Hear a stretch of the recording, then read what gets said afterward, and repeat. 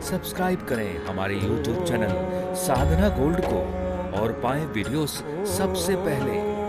Bell icon दबाना ना भूलें। मानव शरीर जो देवताओं को नसीब नहीं है वो भगवान ने हमें दिया है, और भगवान ने ये अवसर दिया है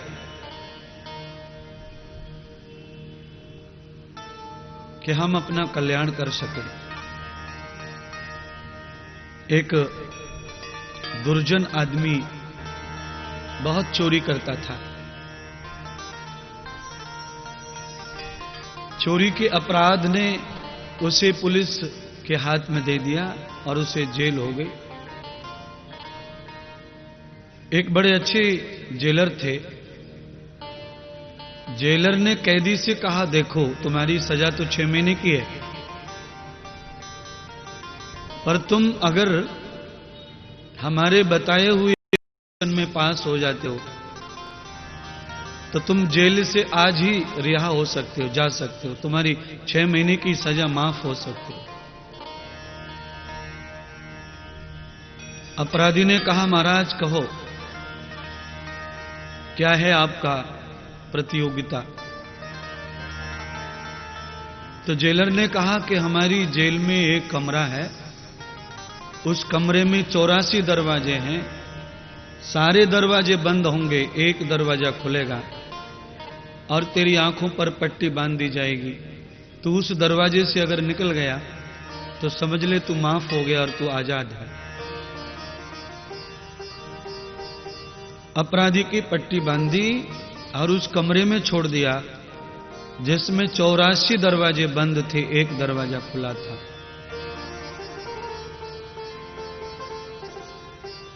अपराधी बड़ा खुश था। पट्टी बांधने के बाद भी कमरे से एक दरवाजे से निकलना बहुत कठिन नहीं होता है। उसने दीवार को पकड़ लिया हाथ से और पूरे कमरे में घूमता रहा। सब दरवाजे उसके हाथ से टच होते हैं, स्पर्श होता है, और वो देखता है कि ये भी बंद है, ये भी बंद है, ये भी बंद है, ये भी बंद है, ये भी बंद है। और जैसे ही खुला हुआ जो दरवाजा सामने आता है उसी समय उसकी बगल में खुजली होती है, हाथ को उठा लेता दीवार से और अपनी साइड बगल को, शरीर को खुजलाने लगता, पर चलता रहता, रुकता नहीं। तो वो दरवाजा जो खुला था वो निकल जाता और जैसे ही वो खुजली बंद होती फिर से वो दीवार पकड़ के यह तलाशता कि दरवाजा खुला हुआ कहां है। फिर से सारे बंद दरवाजे उसके हाथ का स्पर्श करते। बार बार ऐसा ही होता रहा। योग रहता हर चीज का। 10, 5, 20, 50 चक्कर काट लिए, पर जब भी दरवाजा खुला सामने आवे तभी शरीर में कहीं न कहीं खुजली होवे और वो हाथ खुजली के जगह चला जावे तो दरवाजा भी निकल जावे। फिर से बंद दरवाजे, फिर से बंद दरवाजे। शाम तक भ्रमित होता रहा, परेशान हो गया। पर जो खुला दरवाजा था उसे मौका मिला था 6 महीने की सजा को 1 दिन में काट कर आजाद होना, स्वतंत्र होना, सुखी होना, बंधन से मुक्त हो जाता। पर बंद दरवाजे को तो देखता, खुला दरवाजा आता, अपने शरीर की खुजली में लग जाता। इसलिए उसको मौका मिला पर वो आजाद नहीं हो पाया उस कमरे से। महात्मा जी कितनी सुंदर बात कहते हैं, तम तृष्णाम गति उर्षः तदार तृष्णायाम। हम जितने मनुष्य हैं ये संसार हमारे लिए कमरे के समान है, और इस संसार से, इस कमरे से, इस जेल से या संकटों से, बंधनों से, माया प्रपंच से, काम क्रोध लोभ मोह वत्सर की अगर इस खुजली से अगर मुक्त होना है तो मानव जीवन रूपी जो दरवाजा है यही केवल खुला है। बाकी 84 लाख दरवाजे बंद हैं, आप किसी से भी मुक्त नहीं हो सकते। केवल यह मौका आपको मिला है मनुष्य बनकर कि ये दरवाजा खुला हुआ है, पर आप ये मनुष्य तन पाकर भी मुक्त नहीं हो पा रहे बंधनों से। इसका कारण है कि कोई न कोई कामना, इच्छा, तृष्णा, भोग, लिप्सा की खुजली शरीर में लगी हुई है, और जब जब मौका मिलता है पास होने का, तब तब ये खुजली सताती है और हम बंधन में पड़े जाते हैं, और ये संसार, ये जीवन यूं ही चला जाता है। मुक्त पुष्टम यथा गतिम तम दर्शनम प्रियात्मना। देखो तो सही घमंड, आदमी को गर्भ कितना है, अपने दिए हुए वायदे को पूरा नहीं करता, इतना झूठ, और फिर भी घमंड। भगवान को वचन दिया कि मैं आपका भजन करूंगा, ध्यान करूंगा। जिन कर्मों से मैं बंधन में पड़ा हूं प्रभु, वो बंधन मैं अब नहीं पालूंगा, मैं सच कह रहा हूं। भगवान ने कहा ठीक है, जाओ तुम्हारा जन्म कर देते हैं। मानव का बालक बाहर आता है तो हमेशा वो रोता है, क्योंकि इधर कुआं इधर खाई, इसीलिए उसे रोना आता है।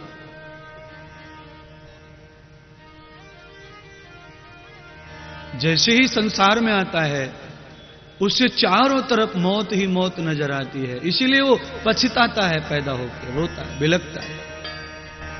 फिर वो इसी में खुशी समझता है कि मैं मां के पेट में ही लटका रहता, भले ही मलमूत्र होते, वहां नरक होता, पर कम से कम संसार की इस दोहरी माया से बचा रहता और भगवान का भजन हो रहा था। अब संसार में आके भजन होना असंभव है, इसीलिए बालक बहुत रोता है, जीव बहुत रोता है। एक चांस और मिलता है उसे अपने आप को भगवान के चरणों में समर्पित करने का, और वो चांस होता है गुरु मंत्र दीक्षा लेने का समय, गुरु बनाने का समय, विद्या अध्ययन करने का समय, गुरु के घर गुरुकुल में पढ़ने के लिए जाने का जो समय है, वो उसके लिए दूसरा जन्म है। उस समय भी वो संभल सकता है, पर नहीं, उस समय भी नहीं संभल पाता।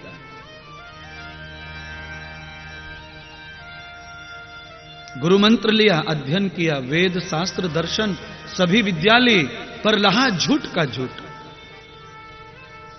प्रपंच में माया के प्रलोभन में पड़ा रहा। उसने अपने जीवन में लेस मात्र भी दर्शन को, उपनिषद को, गीता को, भागवत को, रामायण को, वेद को, ऋषि मुनि गुरुजनों के वचन को नहीं उतारा। दोनों जन्म समाप्त हो गए उसके। एक जन्म मां के पेट में से होता है, दूसरा जन्म गुरु के मंत्र से होता है, ज्ञान से। एक जन्म होता है मां बाप के कह दूं मूत्र से, दूसरा जन्म गुरु के मंत्र से। जन्मना जायते शूद्रः, माता पिता के पेट से शूद्र रूप में जन्म होता है, और गुरु के मंत्र से पंडित बनने का जन्म होता है, ब्राह्मणम द्विज। द्विज हमारे दूसरा जन्म संस्कारों का। एक संस्कार तो उसके जन्म जन्मांतर के होते हैं, और दूसरा संस्कार विद्या अध्ययन के समय गुरु के घर से प्राप्त होता है। जन्म जन्मांतर के संस्कार केवल भोगने के लिए होते हैं, और गुरु का दिया हुआ संस्कार भोग को कमाने के लिए होता है, जीवन को बनाने के लिए होता है। प्रारब्ध से जीवन नहीं बनता बहनों भाइयों, जीवन बनता है गुरु के ज्ञान से, उनके बताए हुए आदर्श मार्गदर्शन के किए हुए कर्मों से। मां बाप के घर में जन्म लो, कितने भी महान हो, कितने भी धनवान हो, ज्ञानवान हो मां बाप, पर बालक अज्ञान ही पैदा होता है। अद्भुत ज्ञानी मां के पेट से भी बालक मूर्ख ही पैदा होता है। उसे स्कूल की जरूरत पड़ती है, टीचर की जरूरत पड़ती है। इतने बड़े घर में पैदा हुआ, फिर भी यही धर्म है मानव जन्म का। इसीलिए भगवान करे आपको मेरा वो दृष्टांत याद रहे जो मैंने आज प्रारंभ में कहा। कामना, इच्छा, तृष्णा, ये जो खुजली है आदमी को इतनी मीठी लगती है कि वो अपने मुक्ति के दरवाजे को भूल जाता है और इसमें फंस जाता है, और जीवन भर यही चलता रहता है। द्विचक्रम पद्मम गति मनुष्य, मनुष्यम गति पद्म, पद्मम चक्रम गति। कोलू के बैल की तरह आदमी जिंदगी भर चक्कर लगाता रहता है, पर मंजिल उतनी ही दूर रहती है जितनी प्रारंभ में थी, अंत तक उतनी दूरी बनी रहती मंजिल में। कारण खूंटा से बंधा हुआ पशु दिन भर घूमता रहे पर वो यात्रा नहीं कर सकता, क्योंकि उसका एक हिस्सा बंधा हुआ है खूंटे से। इसलिए वो चल तो रहा है, दिन भर घूम तो रहा है, पर वहीं दायरा वही है उसका। इसीलिए जब तक खूंटे से रस्सी ना निकले तब तक यात्रा प्रारंभ नहीं होती पशु की।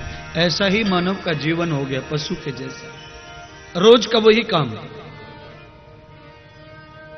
70 साल 60 साल 55 साल कितने भी साल का हो गया, पर काम वही वही वही वही वही वही वही, उसी चक्कर में पूरा बूढ़ा हो गया, जर हो गया, दुखी हो गया, क्लेश में पड़ गया।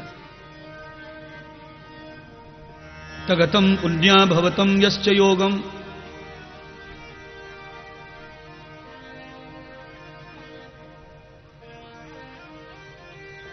पर मुक्ति का मार्ग छोड़ दिया।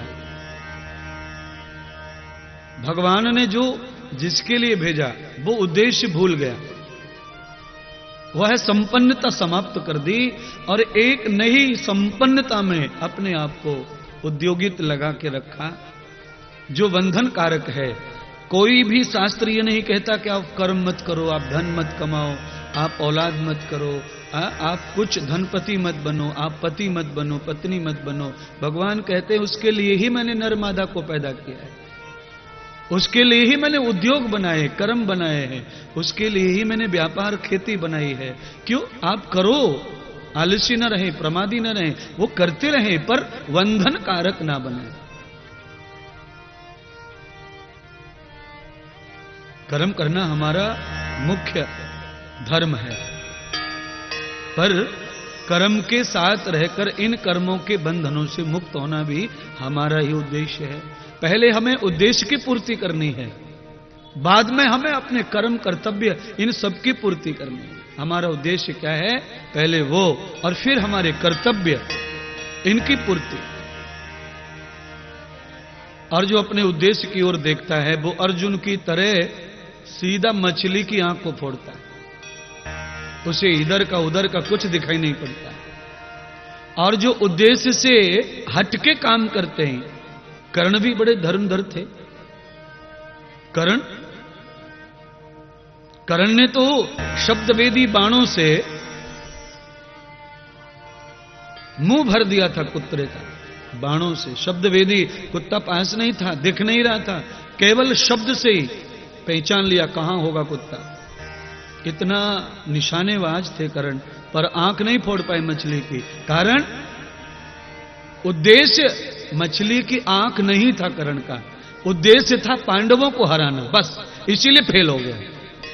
अपने उद्देश्य की पूर्ति के लिए हम किसी दूसरे को पराजित करना देखते हैं, किसी को दुखी करना देखते हैं, तो हमारी पराजय पक्की है। वो हारे ना हारे, हम हार जाएंगे।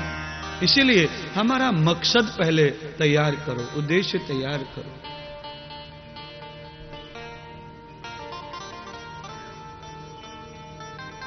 उद्देश्य नहीं तो कुछ नहीं।